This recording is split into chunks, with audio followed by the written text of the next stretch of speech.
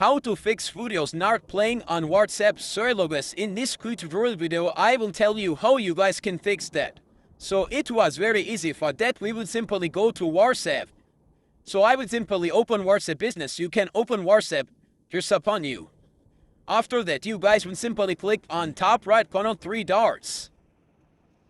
So I would simply click on 3 dots. Here you guys will see settings, so simply click on settings. Now you guys can see account, privacy, shared navigation, storage usage, app language. You simply click on storage and data.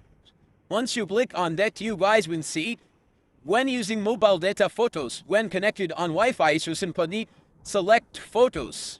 Here, select all audio video documents. Here, select all photos, audio, videos, document. After that, click on OK. Now click on when connected on Wi-Fi. Now select all. After that, click on OK.